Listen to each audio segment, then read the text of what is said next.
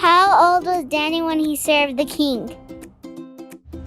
That is a good question. The best that we can tell, Daniel was probably an early teenager, so maybe 13, 14, 15 years old, kind of the age of right when you're finishing junior high or going into high school. Why wasn't Daniel with Shadrach, Meshach, and Abednego? Yeah, Daniel doesn't show up in that story about the fiery furnace and bowing down to the big statue.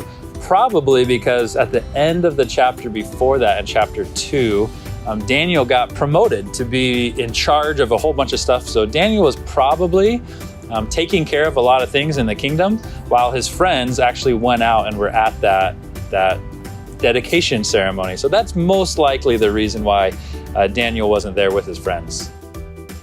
How long was King Nebuchadnezzar an animal? Yeah, that is such a crazy story about how King Nebuchadnezzar kind of started acting like an animal and lived out in the wild. And the Bible said that he lived there for 7 periods of time. So the best that we know, that would mean 7 years, which is a really long time. Are any of you guys 7 years old? That'd be like your whole life for 7 years living outside like an animal. How did the king die? Yeah, the story of King Belshazzar is kind of a sad one because he didn't humble himself before God.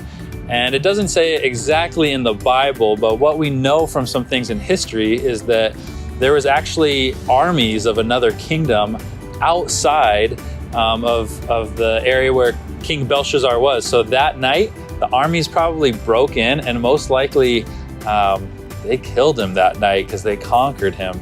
And so it's kind of a scary thing that happened to him, but he should have humbled himself before God. Does God still use dreams to talk to us today? I love this question. This is such a good question of if God still uses dreams. And it's kind of yes and it's kind of no. What I mean by that is the Bible gives us everything that we need to know about God. And God has actually stopped talking to us in the way that he did like through Daniel and through the other people that wrote the Bible. That the Bible has everything we need to know. And so we should really, really get to know the Bible in order to know God's voice. So that's the part that no, he doesn't exactly speak to us the same way.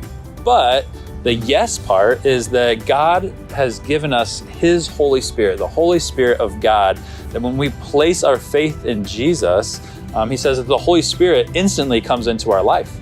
And so when the Holy Spirit's living there, the Holy Spirit can still speak to us, and he still tells us the right thing to do, or sometimes he might remind us of what we already know is in the Bible so that we know that that's God speaking to us today. And it might be in different words, but it's still God speaking through his Holy Spirit. So that's a really good question. What has been your favorite part of the book of Daniel? Yeah, I think my favorite part of Daniel is that story of Shadrach, Meshach, and Abednego in the fiery furnace, because it reminds us that even when we're in the hardest, worst things that are going on in our life, that God is still right there with us. It reminds us that only 3 people went into the furnace, but then they actually saw 4 people in there. So there's one more, and that 4th person was either an angel or maybe even Jesus himself showing up in a way. And so even when your life is really hard, even when you might get in trouble, or even when other people are mean to you, you can remember that God is right there with you. He never leaves you. And even when life is just the worst that it could possibly be, and you're having the worst day ever, God is still with you even in the worst times. So I really love that. I'm encouraged by that part.